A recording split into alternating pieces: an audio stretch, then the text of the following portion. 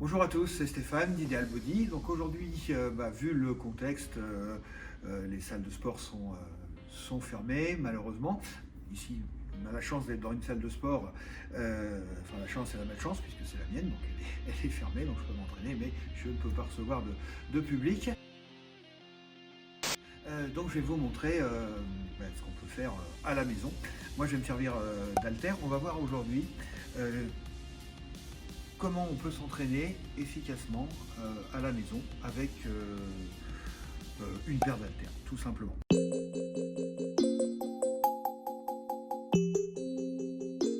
Donc après un bref échauffement, on va pouvoir commencer le travail musculaire avec haltères. Donc là j'ai choisi volontairement des haltères de 8 kg, donc ce qui est assez léger pour vous montrer aisément les différents mouvements. Puis pour les jambes, un haltère un peu plus lourd. Vous à la maison, j'imagine que vous avez des haltères que vous pouvez charger avec des disques, un peu comme vous le souhaitez. Donc là c'est à vous de voir. Vous prendrez des poids qui vous permettent de faire entre 10 et 15 répétitions. Et si jamais vous n'avez pas le poids nécessaire pour faire 15 répétitions, si c'est trop léger pour que ce soit dur à 15 répétitions, c'est pas grave. Vous ferez des séries plus longues, ça marche quand même. D'accord? Si on n'a pas assez de poids, on fait des séries longues, tout simplement. Donc le premier exercice de notre séance, ce sera le développé épaules. Pour ça, une fois que vos haltères seront chargés, donc je vous rappelle, vous prenez un poids qui vous permet de faire entre 10 et 15 répétitions. La première série doit être facile, donc pour la première série au moins, mettez un poids plus léger que pour les autres séries. Donc, pour qu'il n'y ait pas d'erreur, on va le faire très simplement. Vous chargez les haltères de chaque côté des oreilles, là au-dessus des épaules. Genoux légèrement fléchis, ventre serré, fessiers serrés pour bien placer le bassin.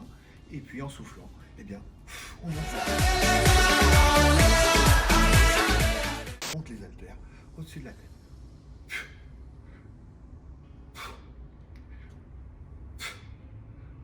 Et avec les jambes, on peut se servir des jambes pour faire ressort, pour soulager un petit peu le dos. Ok? Voilà. Donc, sur ces exercices, comme sur la plupart des exercices, je vous conseille de faire une série d'échauffements, 3 vraies séries, entre 10 et 15 répétitions, et ensuite de passer à l'exercice suivant.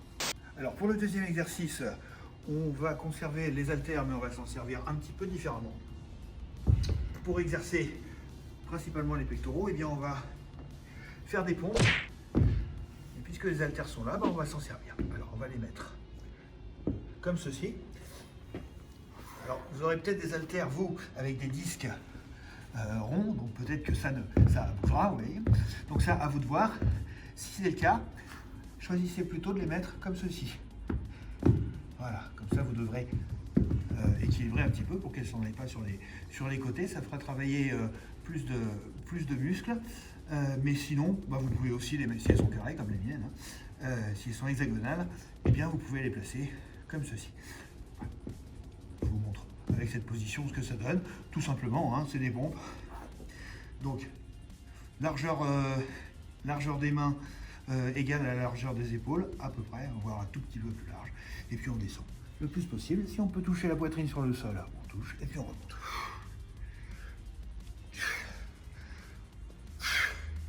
Et bien sûr, on souffle en poussant. Ok? Voilà, tout simplement. On continue le prochain exercice. Après avoir travaillé les pectoraux, les épaules, et un petit peu les triceps, en faisant les poussées, on va travailler les dorsaux. Pour ça, puisqu'on a des haltères, on va s'en servir. Ce mouvement, il est plus connu en général avec une barre. Donc c'est du rowing. Les pieds écartés d'une largeur de bassin. Les genoux très légèrement fléchis. Au départ, on est bien droit, on pousse les fesses vers l'arrière, on incline la poitrine vers le sol, on descend les mains sous les genoux. Le dos est bien droit.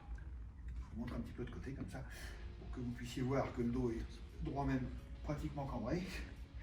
Et on ramène les mains comme si on avait une barre et qu'on la ramenait sur le bas du ventre, en faisant glisser les haltères, les mains, sur les cuisses.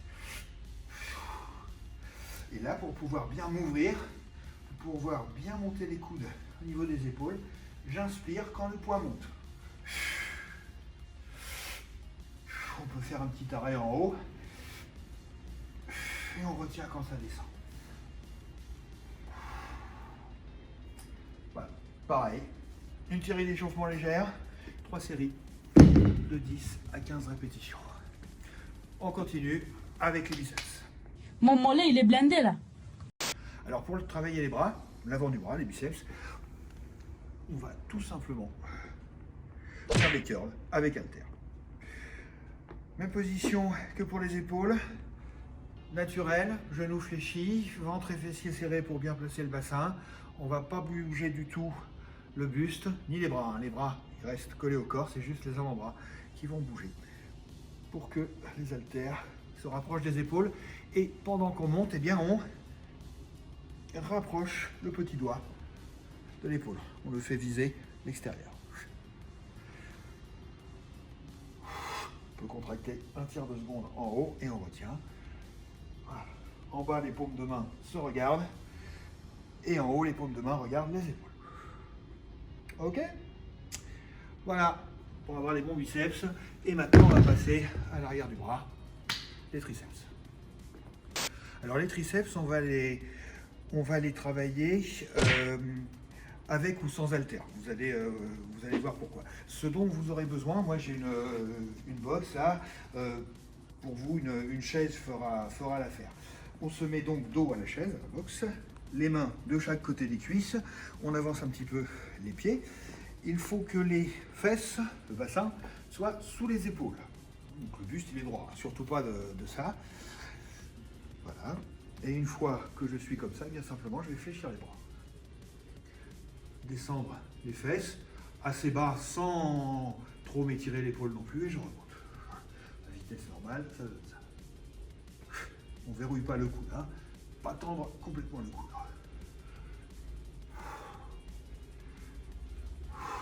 Voilà, ça c'est la version sans haltère. Si vous voulez intensifier un petit peu la difficulté, vous pouvez avancer les pieds. Plus les pieds seront en avant, et bien plus ce sera difficile. Mais attention, quand on avance les pieds, on n'avance pas le bassin. Ça c'est pas bon. Hein, donc je peux avancer les pieds, mais je reste le bassin sous les épaules. Et là, voilà, c'est un petit peu plus difficile. Voilà. Si malgré tout, comme ça, c'est pas assez difficile, vous pouvez prendre vos haltères. Et en faisant attention de bien les placer pour pas qu'elles viennent abîmer votre parquet si elles tombent, et bien on fait la même chose. Un petit peu juste. Là, ça vous permet de faire le même mouvement, mais lesté.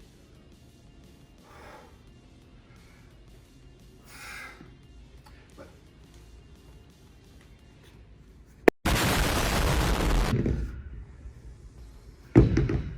On a déjà travaillé tout le haut du corps. Donc par exercice, faites 3 vraies séries et une série d'échauffement. Prenez des temps de repos assez courts entre chaque série. 1 minute, c'est largement suffisant. Et maintenant, on va passer au bas du corps. Donc pour travailler les jambes, eh bien, on va faire des squats et principalement au début des goblet squats. Je vais vous montrer deux possibilités de travailler vos jambes avec haltère.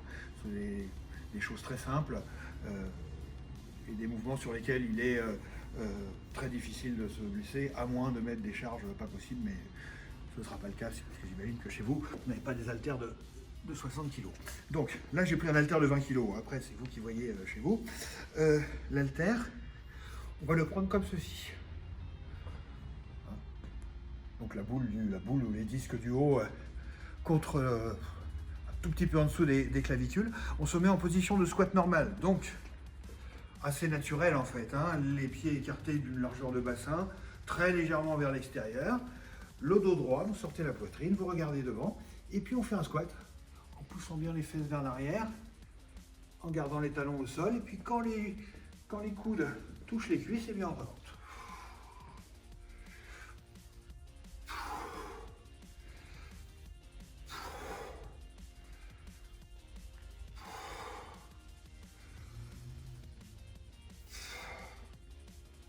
Voilà, un exercice simple et efficace. Je vous montre une autre variante que vous pouvez faire chez vous. Il s'agit du squat sumo avec haltère. Donc, là, comme l'indique le nom, le squat sumo, c'est avec les pieds vers l'extérieur est relativement bien écarté. L'haltère, on va la prendre comme ceci, entre les jambes. Et on se tient bien droit, hein. On regarde devant, épaule vers l'arrière, on est droit, on va descendre avec le buste droit et on pousse ses genoux vers l'extérieur. Dès que l'haltère frôle le sol, eh bien on remonte.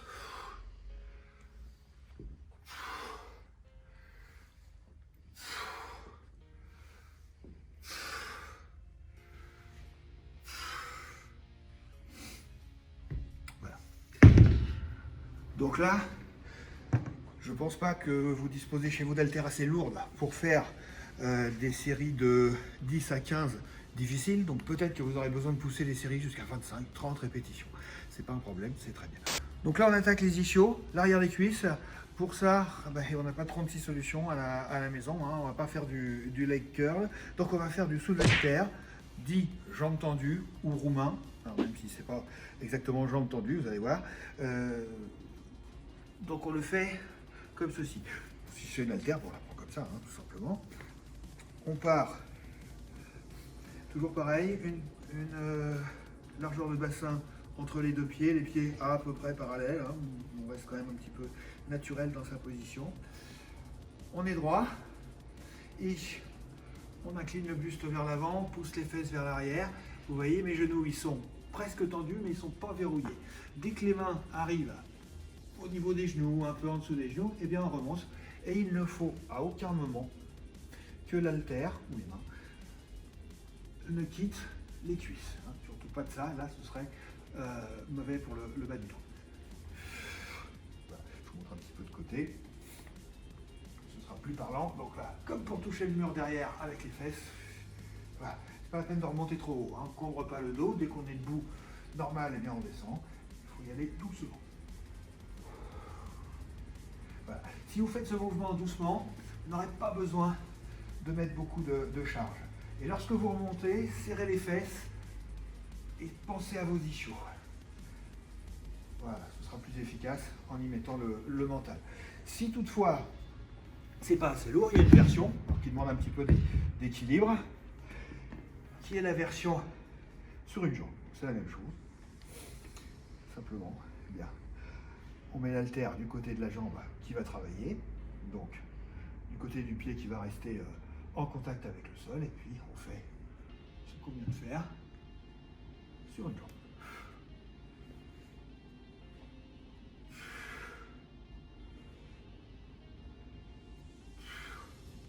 Voilà, et après on passe à l'autre. Alors pour travailler les mollets, qu'on travaille généralement à la fin, on prend un haltère. L'haltère, on va le prendre dans la main du côté du mollet qui va travailler. Donc on va travailler sur une jambe. Tout simplement, vous vous tenez quelque part, hein, puisque sans support, ça va être difficile de tenir l'équilibre. On se met sur un pied, droit, naturel, et puis on monte sur la pointe du pied. On s'arrête un tiers de seconde en haut, on redescend, on ne repose pas. Dès que le talon frôle le sol, on remonte. Voilà. Fluide. Voilà. Pas la peine d'aller vite.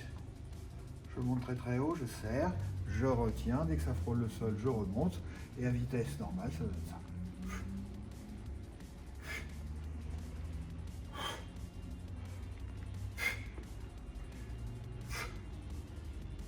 Donc selon le poids dont vous disposez, eh bien vous faites des séries entre 10 et 25 et plus si nécessaire, hein, pourquoi pas 30. Là, faut que ça brûle. Faites pareil, 3-4 séries sur chaque mollet. Puis n'oubliez pas en fin de séance de faire un petit peu de gainage. Alors, le gainage très simple, je vous le montre. On n'a pas à travailler spécifiquement les abdominaux, même si les abdominaux, dans tout ce qu'on a fait, pour la stabilité, pendant qu'on fait des développés épaules, des squats, etc., ils travaillent. Mais si on veut les travailler en spécifique, à la fin de la séance, on peut faire un petit peu de gainage. Bon, je vais le faire sur les poings, là, vu le sol, hein, que j'aime, mais ça peut se faire sur les coudes aussi. Voilà, donc on se met en position à peu près de pompe. Il faut que le bassin soit un petit peu au-dessus de l'horizontale, hein. On n'est pas... surtout pas en V comme ça, on est plutôt un tout petit peu en A. Voilà. Et puis On rentre le ventre, à chaque fois qu'on souffle, on rentre le ventre.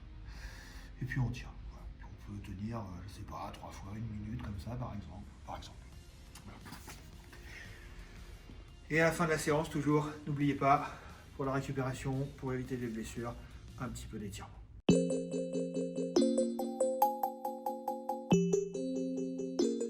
Donc la routine qu'on vient de voir ensemble, ça s'appelle un full body. Full body, ça veut dire travailler tout le corps. Donc là, on a travaillé efficacement tout le corps avec des mouvements polyarticulaires qui permettent de travailler plusieurs groupes musculaires en même temps. Donc ce sont des mouvements extrêmement efficaces et complets.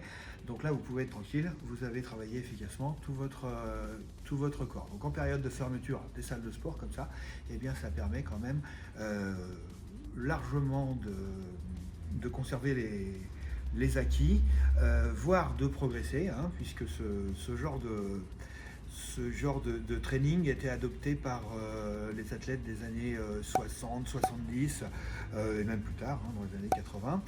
Je ne sais pas si vous vous rappelez, mais si on regarde les athlètes de ces années-là, hein, type Arnold Schwarzenegger et un petit peu avant, on avait des physiques quand même très équilibrés et très développés. Donc ça reste une technique tout à fait d'actualité. Donc faites ça 2 à 3 fois par semaine avec toujours au moins un jour de repos entre chaque. Il ne faut pas le faire 2 jours de suite. Il faut laisser le muscle grossir, prendre de la force. Et pour ça, il faut un jour de repos entre chaque séance de full body. Donc vous pouvez faire ça par exemple lundi, mercredi, vendredi, ou alors mardi, jeudi, samedi, comme vous voulez, ou alors un en début de semaine, un en fin de semaine, hein. Deux c'est pas mal, ça marche aussi. Voilà, la vidéo est terminée, j'espère qu'elle vous a plu, qu'elle vous a donné des idées pour continuer à vous entraîner chez vous, malgré la fermeture des salles et malgré le manque de matériel. Si vous avez trouvé, ce que j'espère, cette vidéo bien, eh bien partagez-la, likez aussi, laissez-moi des commentaires sous la vidéo. Et je vous retrouve très bientôt pour la prochaine. À bientôt!